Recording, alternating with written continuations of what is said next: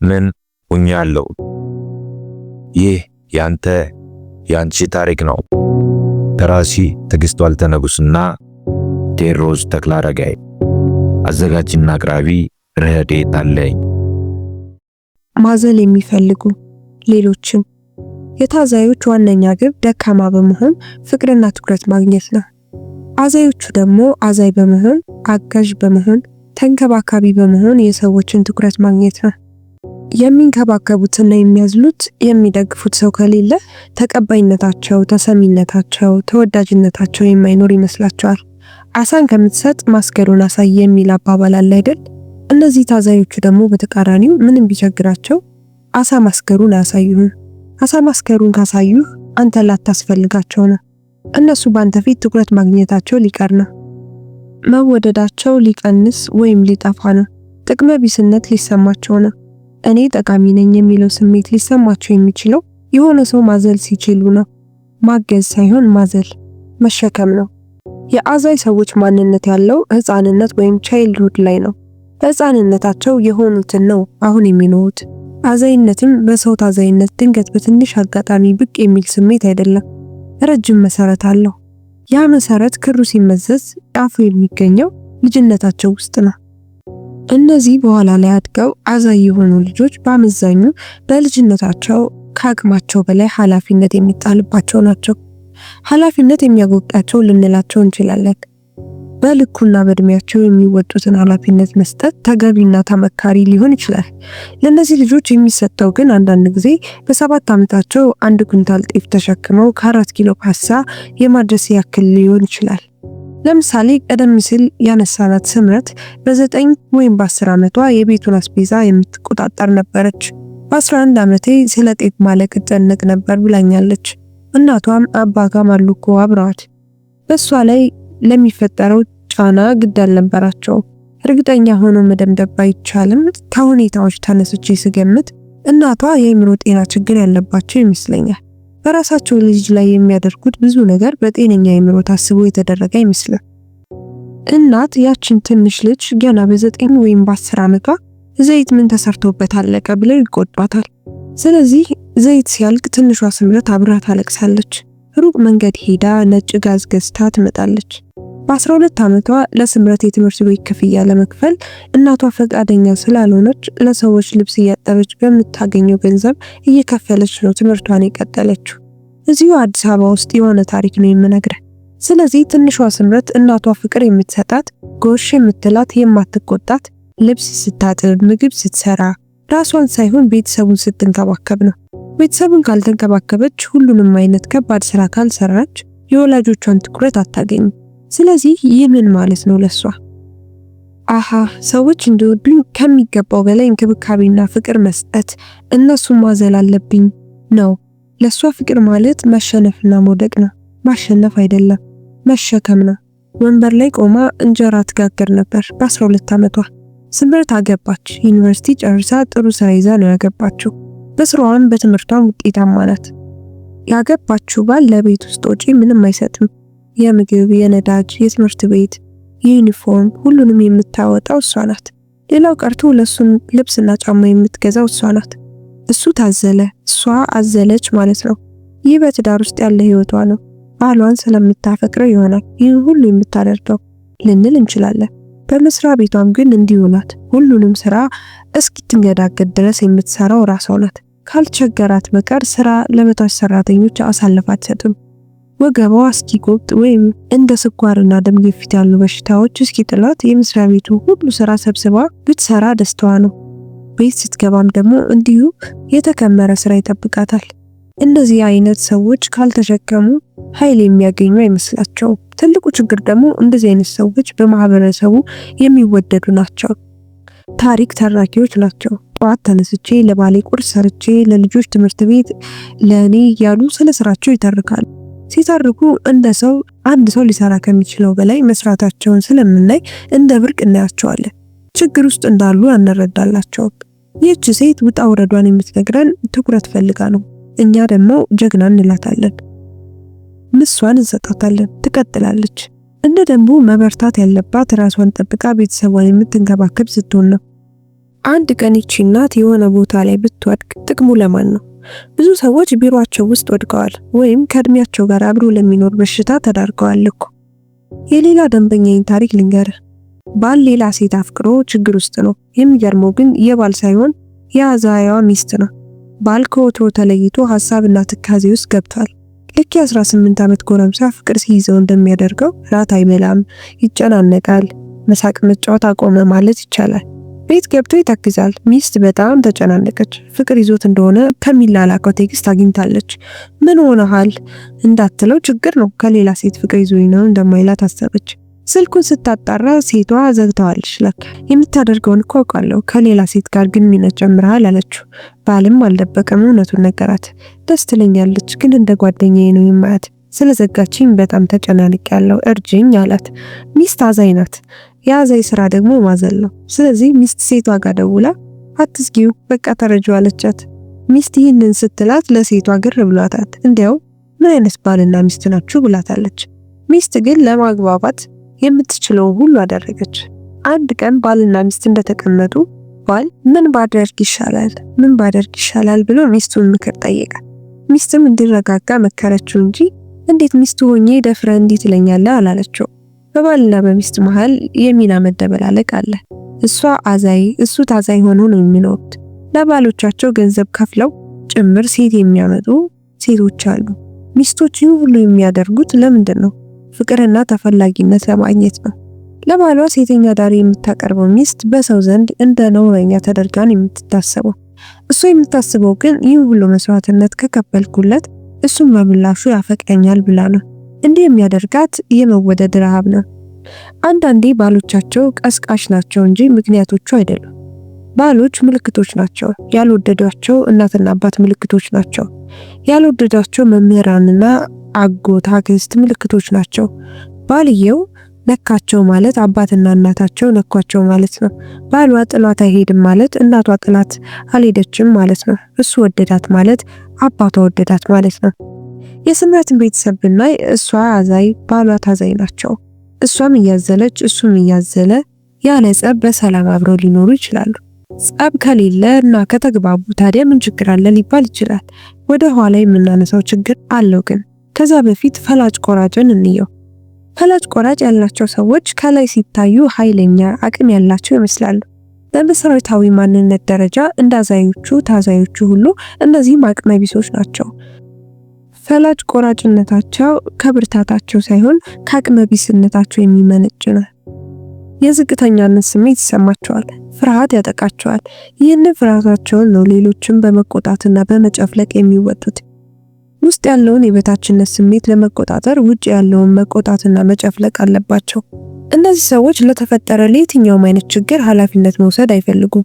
በራሳቸው በየትኛውም መልኩ እነሱ ያጠፉ፣ አንተ ነው የምታጠፋው። ስለዚህ ሁልጊዜ የራሳቸውን ስህተት ነው በጩኸት አንተ እንዳጠፋ አድርገው የሚናገሩት። በታመመ ቤተሰብ ውስጥ የሚያድጉ ልጆች አንዱ የሚያመሳስላቸው ተግባር ኃላፊነት አለመውሰድ ነው። 2 ዓመት ተኩል መኪና ለመግዛት እቁብ ጥሎ እጣ የደረሰው ባል በአንድ ቀን ጠጥቶ ከበር መልስ ጓደኞችን ጋብዞበት ብሩን አጋምሶት ቤት ገባ።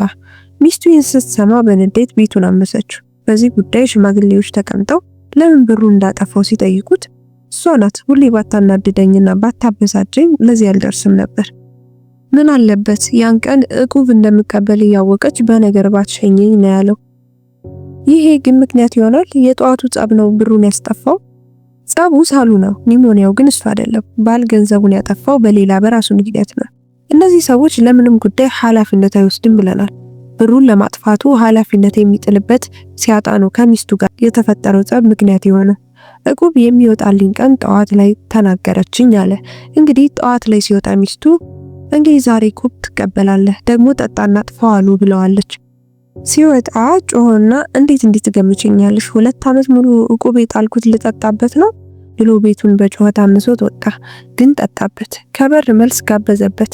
ከዚያ የተረፈውን ነው ቤት ይዞ የገባው። ይህ ሰውዬ 2 ዓመት ተኩል መኪና ለመግዛት ነው እቁብ የጣለው። አንዳንዴ ለእቁብ የሚጣለውን ብር እያጎደለ እሷ እየሞላችለት ነው የሚጥለው። ይህም ባህሪውን ታውቃለች። ለዚህ ነው እጁ ሞላ ቢል በሰላም ላይ መለስ ይችላል ብላ የሰጋችው። ማስጠንቀቁ የሚጠበቅ ነው። ባል እጁ ገንዘብ ሲገባ አሳያታለሁ፣ እሷ ናት እኔን እንደዚህ የምትለው ወደ ማለት ነው የሄደው። የዚህ ሰው ህይወት እንዲሆነባቸው የተለያዩ ምክንያቶች ሊኖሩ ይችላሉ። ይሁንና የአሁን ማንነቱን ስናይ ያደረገው ሁሉ አድርጎም ኃላፊነቱን አይወስድም። እንዳታጠፋው ስላለችኝ ያጠፋሁት በቂ ምክንያት ሆኖ አይደለም። ለባል ግን ይህ ከበቂ በላይ ምክንያት ሆኖለታል። ጠዋት በሰላምና በፍቅር ሸኝታው ቢሆንስ ብሩን አይጠጣበትም ነበር? እርግጠኛ መሆን አይቻልም። ከጠጣበት ግን ራሱን ጥፋተኛ አድርጎ ኃላፊነት እንደማይወስድ እርግጠኛ መሆን ይቻላል። ምክንያቱም ይህ ሰው ፈላጭ ቆራጭ ነው። ጥፋቱን አምኖ ኃላፊነት አለመውሰድ ብቻ ሳይሆን እሱ ምንም ጥፋት የሌለበትና ጥፋቱን የሰራው ሌላ አካል እንደሆነ በጩኸትና በደም ፍላት ደም ስሩ እየተከታተረ ነው የሚያወራው። ካልጮኸ የሚሰማው የለም። ትኩረት የሚያገኘው ሲጮህ ነው። እነዚህ የሚያዝሉ፣ የሚታዘሉ፣ ፈላጭ ቆራጭ ያልናቸው ባህሪያት በተለያዩ ሰዎች ውስጥ ሊገኙ ይችላሉ። አንዳንዴ ከነዚህ አንዱ፣ ሁለቱ ወይም ሶስቱ ደግሞ በአንድ ሰው ውስጥ ሊገኙ ይችላሉ። በታመመ ቤተሰብ ውስጥ ወላጆቹ ፍቅር የሚሰጡት አቅመ ቢስነቱን ሲያዩ ሊሆን ይችላል። በሌላ መልኩ ደግሞ ብዙ ስራ ሲሰራ ትኩረት የሚሰጡት ይሆናሉ። ስለዚህ ደካማ መሆን ብቻ ሳይሆን ከአቅም በላይ የሆነ ኃላፊነት መሸከምም ፍቅር ሊያስገኝ ይችላል ይላል። ጥፋቱን ሌላ ሰው ላይ ማላከክ አቅም የሚያስገኝ መስሎ ሊታየውም ይችላል። ስለዚህ አንዱ ሰው ከሶስቱ ሁለቱ ወይም ሶስቱም እሱ ውስጥ ሊታዩበት ይችላሉ። ፍቅርና ትኩረት የምናገኝባቸው መንገዶች የተሳሳቱና የተዘበራረቁ ሆነው ሊያድጉ ይችላሉ ማለት ነው። መታዘል የሚፈልገው ሰው ውስጥም ማዘን ሊኖር ይችላል። ኃይለኝነትም ሊኖር ይችላል። ብዙውን ጊዜ ለምንም ምክንያት እንደሆነ ሰፊ ጥናት የሚጠይቅ ቢሆንም መታዘል የሚፈልገው ሰው የሚያገባው አዛዩን ይሆናል ማለት ነው። ቀደም ሲል እንደገለጽነው የፈላጭ ቆራጮች ትልቁ መለያ ኃላፊነት አለመውሰድ ነው። ነጩን ጥቁር ነው ሲሉ ማመን አለብህ። ምክንያቱም ጥቁሩን ነጭ ነው ብለው አንተ ካላመንካቸው ጥቁርነቱ ከተረጋገጠ ተሸነፉ ማለት ነው። ፈላጭ ቆራጮች ግዴታ ማሸነፍ አለባቸው፣ መቆጣጠር አለባቸው። እዚህ ቤት ውስጥ አቶ ባል በሚስቱ ላይ ሌላ ሴት አፍቅሮ መከራውን ያያል። ሚስቱ ሁኔታውን ስለተጠራጠረች ክትትል ታደርጋለች። በመጨረሻ ላይ አንድ ቀን ኢሜሉን ስትከፍት ከሌላ ሴት ጋር የተላላከውን መልእክት ታገኛለች። እንዲህ ይላል፣ ምን ያህል እንደማፈቅርሽ፣ ህይወት ሁለተኛ እድል ብትሰጠኝ መኖር የምፈልገው ካንቺ ጋር ነው። ስላንቺ የሚሰማኝን ስሜት መቋቋም አልቻልኩም። የማላቀው ዓለም ውስጥ ነው የገባሁት። አምላክ በዚህ ቢቀየመኝ ግድ አይሰጠኝም። ብቻ ካንቺ ጋር ልሁን። ካንቺ ጋር የማሳልፋት እያንዳንዷ ሰከንድ ለኔ ልዩ ስሜት ትሰጠኛለች። እንደ ትንሽ ልጅ እንደ ልጆቼ ነው ያደረግሽኝ ብሎ የጻፈውን ደብዳቤ ያገኘችበት። አፈቅርሻለሁ ይላል መጨረሻ ላይ። ባል በስልክ ቴክስት የማይደራረገው ምናልባት ሚስት ተጠራጥራ ብትፈትሽ እንዳታገኘው ነበር። ይህንንም ግን ሚስት አገኘች። ምንድነው ይሄ አለችው። የቱ? ይሄ ኢሜል የተላላከው። ምን ሆነ? የፍቅር እኮ ነው። ይሄማ በቃ ድርሰት ነው፣ ልብ ወለድ ነው አላት። እኔ በኢሜል ስትላላክ የማውቀው የመስሪያ ቤትና የፕሮጀክት ጉዳይ ነው። ከመቼ ጀምሮ ነው ደራሲ ሆንከው አለችው። በቃ ሆንኳ፣ ከዛሬ ጀምሮ ሆንኩ ነው ያላት። ፈላጭ ቆራጮች እንዲህ ናቸው። ወደ ስምረት ታሪክ እንመለስ። አሁንም ስምረት በ9 ዓመቷ ጋዝ ትገዛለች። በ12 ዓመቷ ለሰዎች ልብስ እያጠበች የትምህርት ቤቷን ትከፍላለች ብለናል። ስምረት ቤተሰቦቿ አላሳደጓት፣ ራሷን ነው ያሳደገችው። በዚህ የተነሳ የምታዝል ነው የሆነችው። ትምህርቷን ጨርሳና ስራ ይዛ ትዳር ስትመሰርት ደግሞ ያገባችው ባል የምታዝለው ሆነ። ይህ ወንድ ስራና ገቢ ያለው፣ አንዳንዴም ቻይና ደርሶ መለስ ይላል። እቃዎች እየገዛ ይሸጣል። ቤት ውስጥ ግን ገንዘብን በተመለከተ ምንም አይነት አስተዋጽኦ የለውም። ምንም ነገር እሱ ምንም ባይሰጥም ስምረት የሱንም የሷንም ኃላፊነት በመወጣቷና ዋነኛው የገንዘብ ምንጭ እሷ በመሆኗ ደስ ይላታል እንጂ አይከፋትም። ይህንን ያዩ ሰዎች አንቺ እኮ ጀግና ነሽ ይሏታል። ስለዚህ አዛይነቷ በደንብ ነዳጅ ተሰጠው ማለት ነው። ቀደም ሲል በምዕራፍ 1 ላይ እንደገለጽነው ወደኛ ቢሮ የመጣችው አስምረት ነገሮች ከቁጥጥሯ ውጭ ሆነውባት ነው። ከትዳሯ ውጭ የጀመረችው ግንኙነት ግራ ማጋባቱ ነው። የባሏ ነገርም ሌላ ራስ ምታት ሆኖባታል። የባሏ ለቤቶች አለመስጠቱና የሷ ውጭነት የለመደችው ነው። አንድ ጊዜ ገንዘብ ያጥራትና የምታገኘው ገንዘብ ዘግይቶባት ባሏን ክፈልልኝ ትለዋለች። 15 ዓመት ገደማ በትዳር አብረው ሲኖሩ ባል አንድም ጊዜ የልጆቹን ትምህርት ቤት ከፍሎ አያውቅም። የለኝም ይላታል። እስከዛሬ ጠይቀሽኝ የማታውቂውን ለምንድነው ዛሬ ጠይቅሽኝ? ምን ማለት ፈልገሽ ነው? ምንም የለኝም ይላታል። ሚስት አጋጣሚ ሆኖ ይህንን ከመጠየቋ ከ2 ቀናት በፊት የባንክ ደብተሩን አይታ ነበር። እንዳለው አውቃለች። እሱ ግን ማወቋን ስላላወቀ የለኝም ብሎ ሸመጠጠ። በዚህ አለመግባባት ይፈጠራል። በዚህ ጊዜ ታዛዥ የነበረው ባል በአንድ ጊዜ ወደ ፈላጭ ቆራጭነት ተቀየረ ማለት ነው። ምንም ገንዘብ እንደሌለውና በጠየቋ ራሱ አግባብ እንዳልሆነ እየጮኸ ነው የሚነግራት። ሚስት ለእናቱ ለልጆቹ ትምህርት ቤት እንዲከፍል አማላጅ ብትልክበትም የእናቱ መስማት ባልን ጭራሽ አስቆጣ። እንዴት ለእናቴ ትነግራታለሽ አለ በጩኸት። መታት። ሲመታት አቅም ያላትና አዛኝ የሆነችው ሴት በአንድ ጊዜ አቅመ ቢስ ሆነች ማለት ነው። አለቀሰች። ሲመታት ከብዙ አቅም ያለው ሴትነት በአንዴ ወደ አቅመ ቢስነት ተለወጠች ማለት ነው። በጣም ስሜታዊ በመሆኗ ባሏን ከቤት ውጣልኝ ትለዋለች። ባል ወጥቶ ብቻውን መኖር ስለማይችል እናቱ ጋር ይገባል። እሱ መታዘል ነው የለመደው፣ ራሱን መቻል አይደለም። ቤተሰብ ተጨነቀ። ስለዚህ በመጨረሻ እግሯ ላይ ወድቆ አለቀሰ። ባሌ እንዲህ ሲያለቅስ አይቼው አላውቅም አለች። ይቅርታ አደረገችለትና ታረቁ። አሁን እሷ ከተጠያቂነትና ከፈላጭ ቆራጭነት በአንድ ጊዜ ወደ አዛኝነቷ ተመለሰች ማለት ነው። አልፈልግም፣ ዞር በልልኝ፣ አንተን በማግባቴ ነው ብዙ ህይወቴ የተበላሸው ስትለው ወደ ፈላጭ ቆራጭነት ተለውጣ ነበር። ከአንተ ጋር መኖር አልፈልግም ማለት ትችላለች። አንተን በማግባቴ ነው ወደ ኋላ የቀረሁት ማለት ግን ስህተት ነበር። እሱ ብቻውን አይደለም ለዚህ ህይወት የዳረጋት፣ ዋነኛዋ ተጠያቂ እንደውም ራሷ ናት። ግን እንዳልኩ ማዘን የሚወዱ ሰዎች አንዱ ባህሪያቸው ኃላፊነትን ከራሳቸው ገሸሽ ማድረግ ነው። ባል ሚስቱን ከአንቺ ውጭ መኖር አልችልም ነው ያላት። ለራሷ ብቻ ሳይሆን ለልጆቻቸውም ጭምር ነግሮ ነው እያስለቀሰ እግሯ ላይ የወደቀው። አባታችን ሲያሳዝን እባክሽ እማዬ ታረቂው ብለዋት ጭምር ነው የታረቁት። ባል በአንደበቱ እንደሚለው ያለሷ ያላዛዩ መኖር አይችልም። ፈላጭ ቆራጭ የነበረው ሰው ልክ ሲታረቁ አቅመ ቢስና መልሶ የሚታዘል ሆነ ማለት ነው።